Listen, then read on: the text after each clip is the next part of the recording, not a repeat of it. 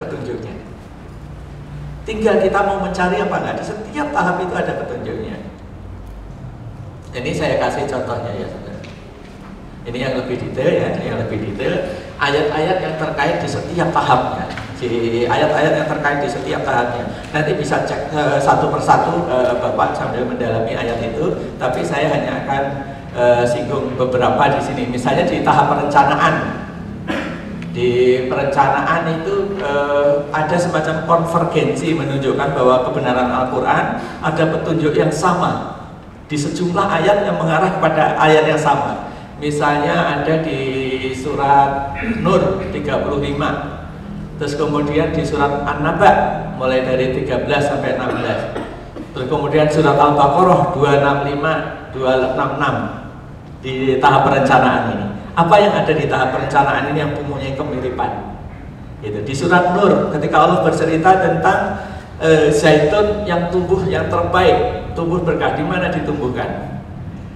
La sarkiyatin wala gharbiyah, tidak di timur dan tidak di barat, artinya dia di bukit. Nanti di surat Al-Mu'minun ketika Allah bercerita tentang zaitun lagi, dia dari bukit Tursina, gitu kan. Terus kemudian ketika Allah bercerita di surat An-Naba, menarik sekali surat An-Naba. Di surat An-Naba sebelum Allah bercerita tentang di mana suatu tempat ditumbuhkan segala macam tanaman dan biji-bijian, Allah bercerita tentang gunung-gunung. Allah bercerita kemudian dengan sinar matahari yang sangat banyak. Wa ja'alna siraja wahhaja. Allah bercerita tentang air yang tercurah sangat banyak. Wa anjalna minal mu'sirati ma'an sajjaja. Baru setelah itu Allah bercerita tentang linukhrija bihi habba wa nabata, agar aku tumbuhkan tanaman-tanaman dan biji-bijian. Lihat. Nah, sekarang kita coba bayangkan di mana sekarang kita bercocok tanam terbaik. Nah, ini kaitannya dengan perencanaan kebun kita di mana dan sebagainya. Pertama, kalau bisa dapat tempat yang di bukit, ya, karena di bukit itu dapat sinar matahari penuh dan lain sebagainya. Tempat yang di bukit dapat matahari penuh, dapat hujan banyak. Nah, itu nanti di surat Al-Baqarah 268 juga dijelaskan sebagai contoh si ini ya, gitu. Bukit. Nah, sekarang bayangkan di mana tempat yang ada bukitnya, ada sinar matahari banyak, kemudian ada hujan banyak. Bayangkan di dunia. Lihat, perhatikan ayat Al-Quran ini turun di mana? Di Mekah, di Madinah, gitu. Di tempat itu tidak banyak bukit, ada matahari banyak tapi tidak ada air. Nah, tapi Allah bercerita tentang suatu tempat berbukit, mataharinya banyak dan banyak air. Artinya di mana kira-kira paling pasti? Indonesia. Nah, maka ini jadi Indonesia itu sebenarnya kalau kita ngikuti petunjuk tadi rangkaian ayat-ayat itu, kita tahu bahwa Indonesia itu sudah didesain oleh Allah untuk tempat tumbuhnya tumbuh-tumbuhan dan biji-bijian segala macam. Lah kok sampai kita hari ini tidak makan, menurut datanya FAO yang dirilis akhir bulan lalu, itu menyakitkan sekali karena di situ disebut 19,4 juta orang Indonesia tidur malam dengan kondisi lapar. Itu kan laporannya FAO. Gitu. Padahal bumi kita begitu makmurnya tadi. Gitu. Bahkan bisa dibuktikan sinyalemen Al-Quran bahwa ini cocok dengan bumi Indonesia itu Bapak bisa baca di petanya USGA, United States of the Department of Agriculture. Dia mengeluarkan peta kesuburan di dunia. Yang paling gersang digambarin merah, yang hijau dan sangat subur digambarin hijau muda sama biru. Seluruh wilayah Indonesia itu antara hijau dan biru, dan itu sangat sedikit belahan dunia yang mempunyai warna ini. Gitu. Nah, jadi artinya apa? Indonesia menjadi tempat yang amat sangat baik untuk bercocok tanam, gitu. Didesain oleh Al-Quran. Kalau sampai kita kok gagal memakmurkannya, gitu, itu kebangetan. Nah, ya, karena kita belum berbuat. Nah, itu mengenai perencanaan. Terus kemudian persiapan dan pengolahan lahan. Di mana kita mempersiapkan pengolahan lahan, petunjuknya ada di mana? Jadi begini, petunjuk Al-Quran untuk memakmurkan lahan sejalan dengan perintah yang diberikan ke perintah kita di surat Hud. Di surat Hud ayat 61, Hud surat 11, 61 menugaskan kita untuk memakmurkan bumi. Jadi mengolah lahan tidak boleh keluar dari konteks memakmurkan bumi. Nah sekarang memakmurkan bumi harus dalam arti hakikatnya, bukan arti sementara. Nah, arti sementara itu misalnya begini, bumi yang gersang ditebarin pupuk sementara kelihatan makmur kan gitu. Tapi dalam jangka panjang rusak, dan itu bisa dibuktikan. Masyarakat Kerawang itu kalau saya diundang ke daerah Kerawang, ke kelompok tani mereka, bagi mereka kalau saya datang ke rumahnya, itu presiden masih Pak Harto gitu. Yaitu di rumah itu dipajang, ini masih fotonya Pak Harto. Kenapa masih Pak Harto? Karena saat itu bapak-bapak dia setiap tahun digilir, diundang ke istana diselamatin, karena itu tadi pertanian saat itu 8 ton per panen per hektar. Sekarang hasilnya hanya 4 ton. Dari 8 turun ke 4 dalam 40 tahun, nggak ada yang bisa menjelaskan. Nggak ada. Karena nggak ada yang bisa menjelaskan, maka nggak pernah ditempuh langkah corrective actionnya. Mengapa kira-kira sebabnya? Sebabnya adalah karena tanah di situ di Kerawang, saya tadinya juga nggak tahu sampai mereka maksa saya datang ke sana untuk menjelaskan segala sesuatunya itu. Baru di tengah jalan, belum sampai rumah mereka, alhamdulillah Allah memberi petunjuk bahwa itulah masalahnya. Apa kira-kira petunjuknya? Di sawah, di pohon, semua terpajang iklan. Kalau nggak pupuk, insektisida, pestisida segala macam. Itulah yang membuat tanah-tanah itu hancur. Tanah-tanah menjadi keras. Jadi kalau kebanyakan pupuk, khususnya fosfor, tanah itu seperti roti yang bantat, ya tahu kan? Tanah yang subur itu kondisinya kayak roti yang kembang sempurna. Jadi istilahnya poros dan dia empuk, gitu ya.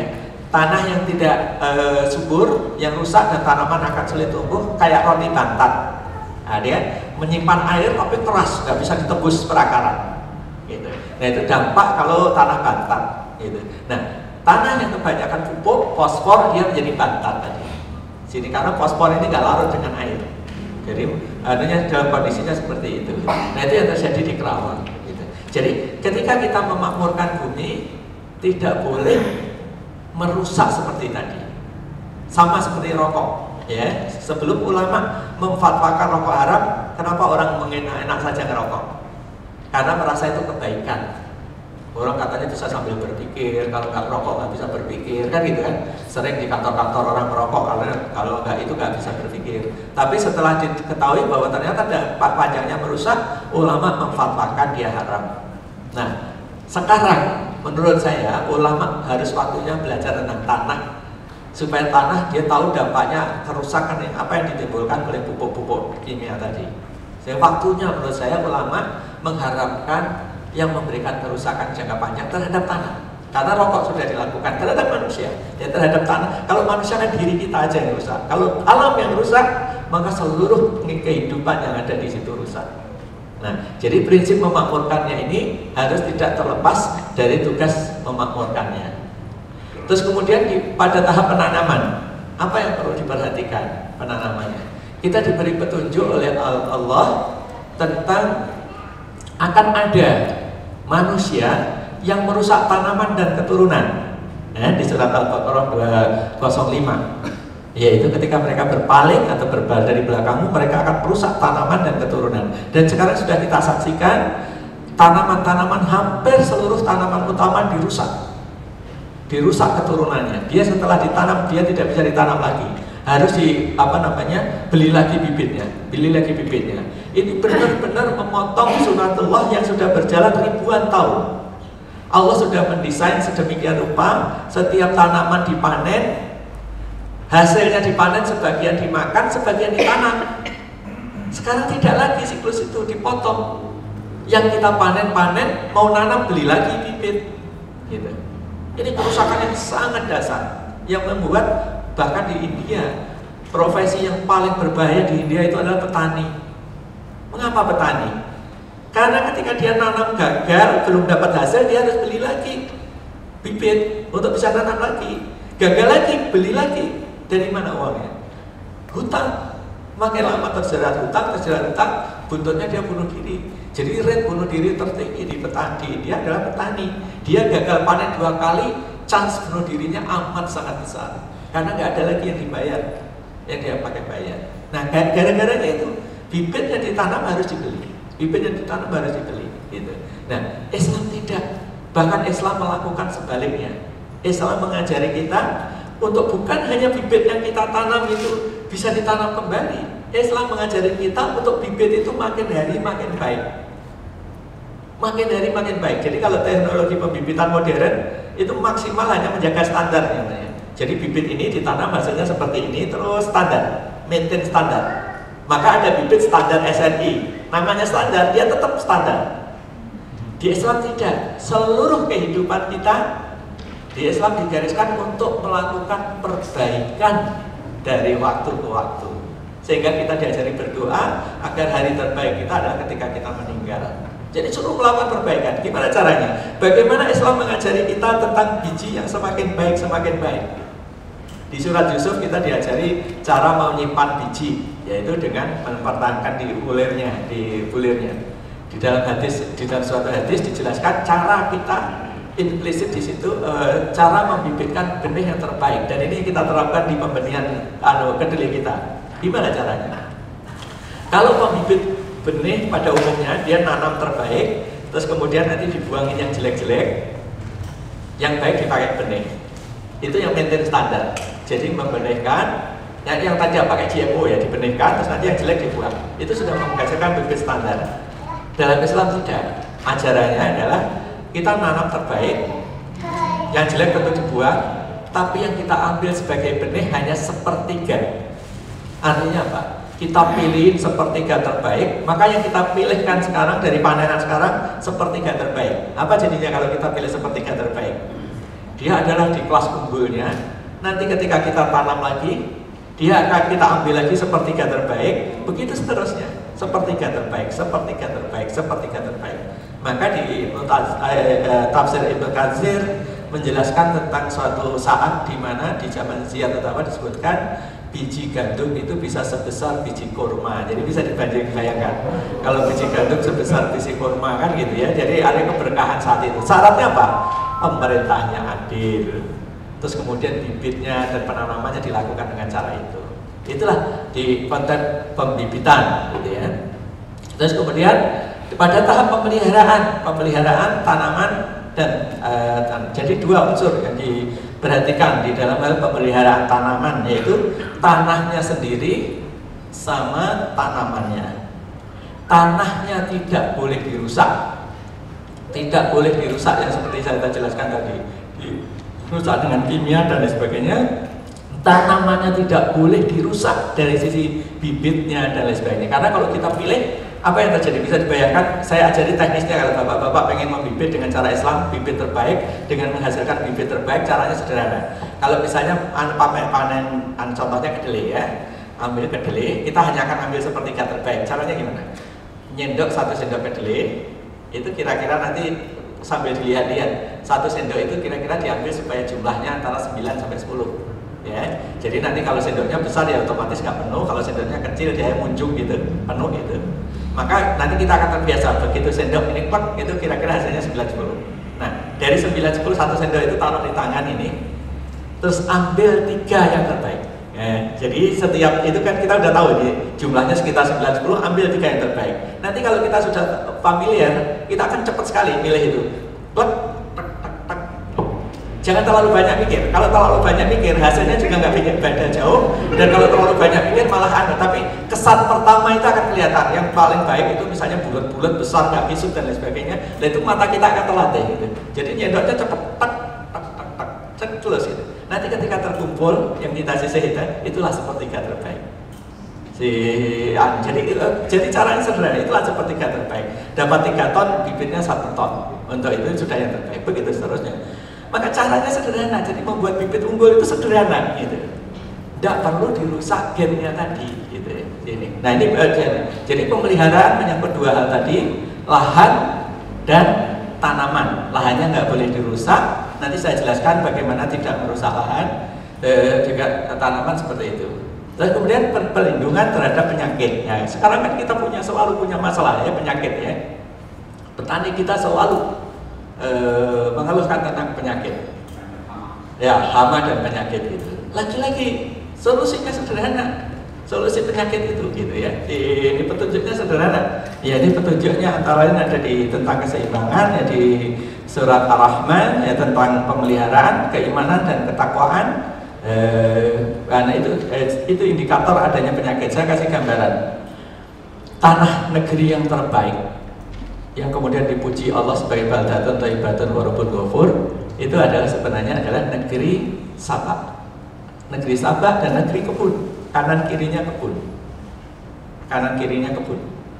Bisa dibayangkan, kanan kirinya kebun, penuh kebun, dan kebunnya dimakan. Gitu. Kebunnya dimakan. Di negeri Sabah tidak ada penyakit tanaman.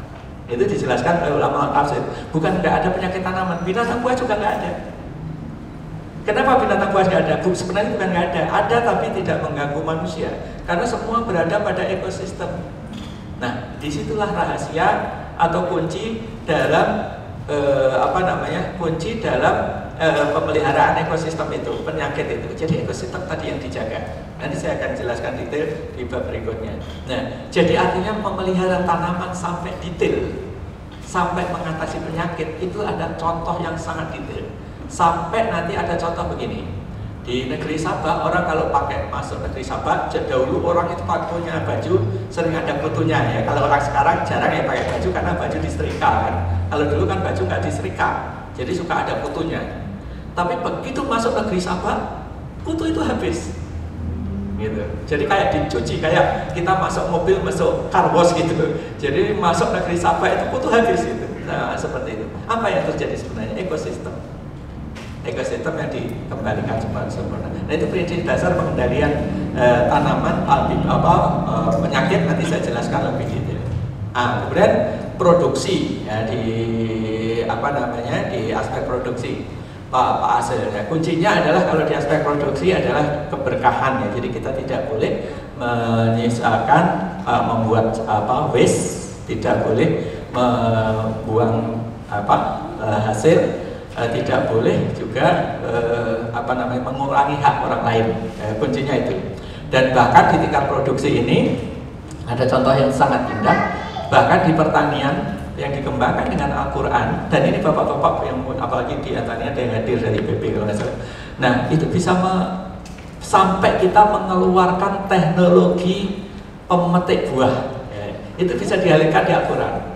Bisa dikembalikan di Al-Quran. Di Al-Quran, di surat yang tadi dibacakan, di akhir dari surat yang dibacakan tadi, di surat Al-An'am ayat 99 misalnya, di situ ada perintah kita untuk memperhatikan tanaman-tanaman itu ketika berbuah, ketika matang buahnya, suruh memperhatikan. Apa yang terjadi sebenarnya?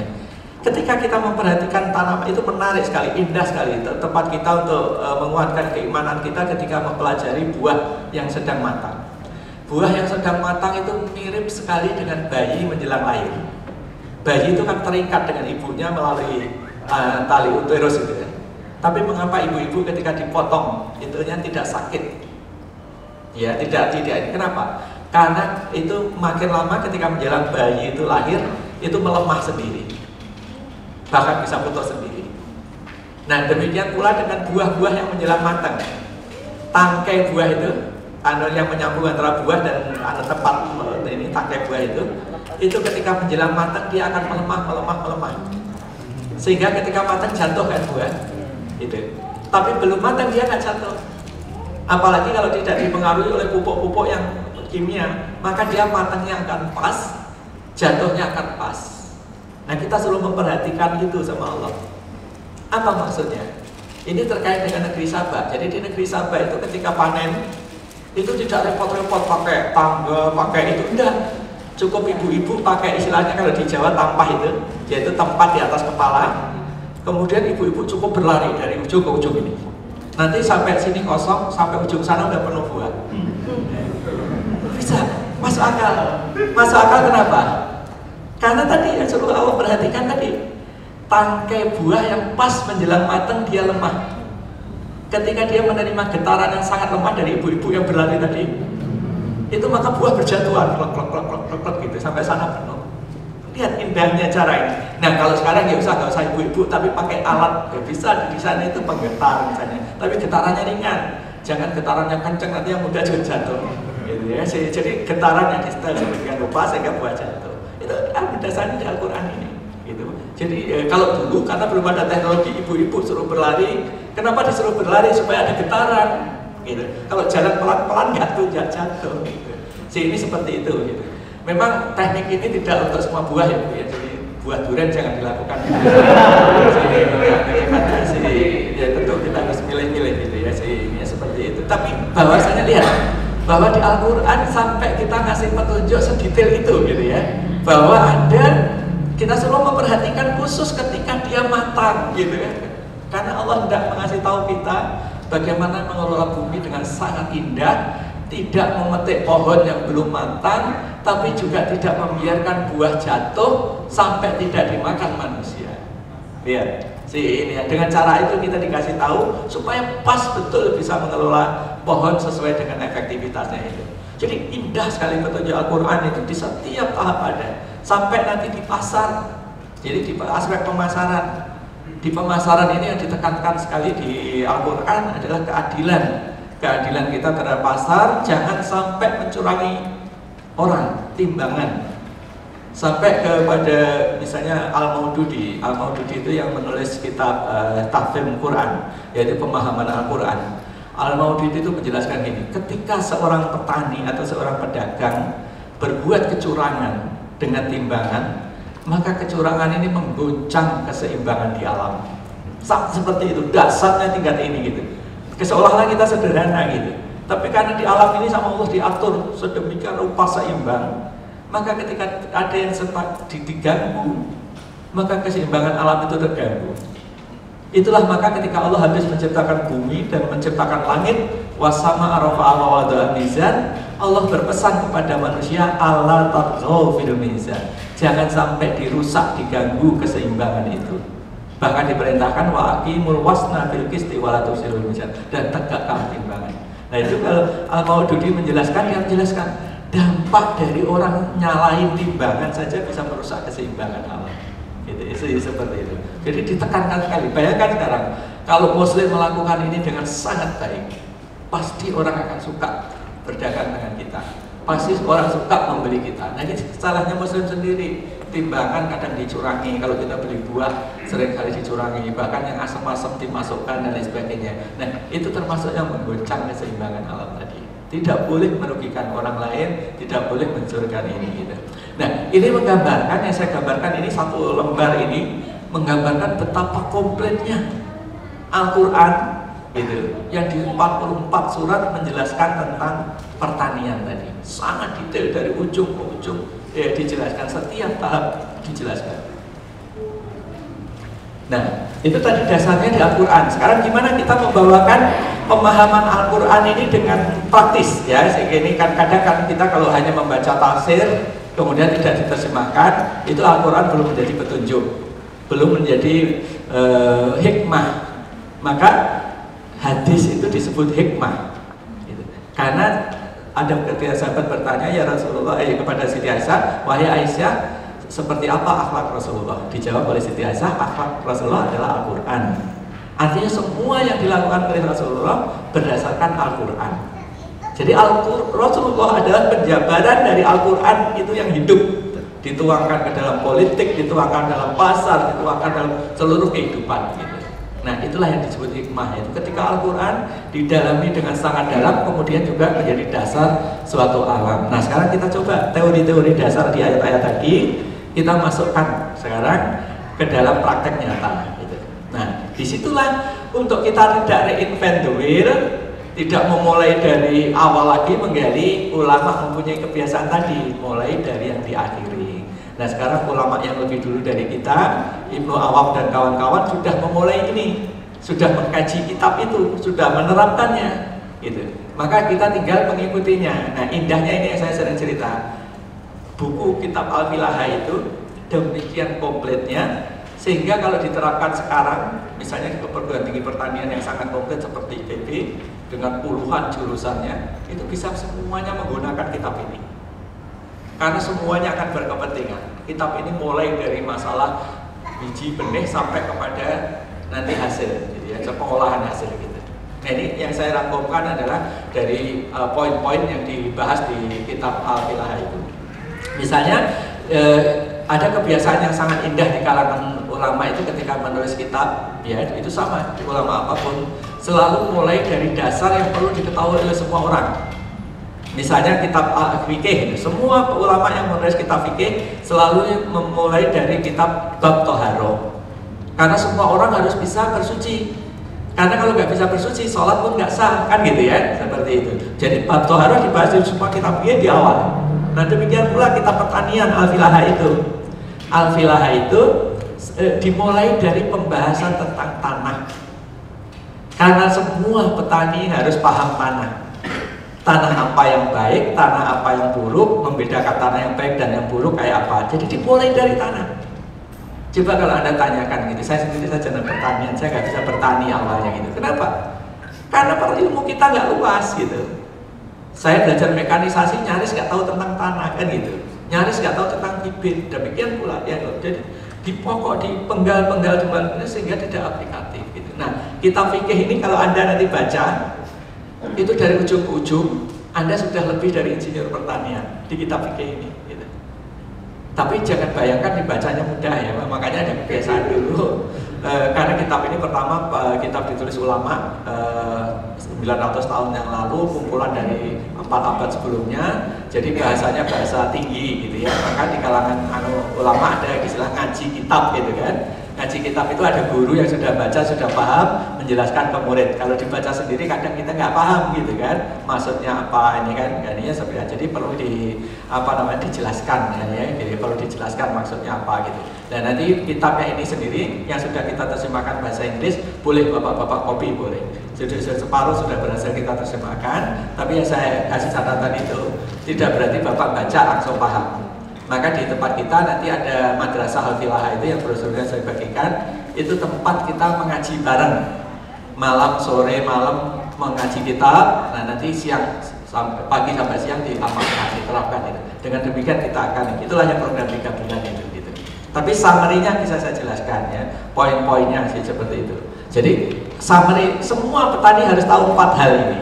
Ini inti dari sebelum berbicara tentang jenis tanaman, petani harus tahu 4 hal ini. Nah ini bayangkan, di perguruan tinggi pertanian nggak pernah diajarkan 4 hal mendasar yang harus ketahui petani, yaitu tahu tanah, tahu air, tahu udara atau iklim ya, tahu kemudian hara. Ya, tanaman-tanaman itu butuh hara, kandungan yang ada di dalam tanah. Nah, kalau kita sudah belajar dengan 4 hal ini, maka separuh dari ilmu pertanian sudah kita kuasai. Sudah mempunyai dasar. Tinggal ngisi separuh lagi yang spesifik tentang tanaman. Tanaman ini butuhnya hara ini segala macam gitu. Lagi-lagi ini sebenarnya adalah Al-Quran. Misalnya ketika belajar tanah, di Al-Quran menariknya begini, tanah itu disebut yang untuk menciptakan manusia dari tanah, kita semua tahu. Tapi tanah seperti apa? Disebut sampai 7 jenis tanah. Ketika Allah menyebutkan manusia diciptakan itu, ada yang disebut turab, ada yang disebut tin, ada yang disebut tinil lazib, ada yang disebut hama'im masnud, ada sol-solin kal fakhor, kayak tanah liat seperti tebikar gitu. Ada sulalatin mintin, dan ada yang disebut umum. Timbul pertanyaan, mengapa di situ tidak pernah disebut kita diciptakan dari pasir? Karena pasir bukan tanah. Ya. Maka nanti itu akan berdampak ke pertanian. Jangan nanam tanaman di pasir, nggak bisa. Jadi pasir hanya mencampur tanah, itu bisa. Tapi kalau hanya pasir, nggak bisa tanaman di pasir.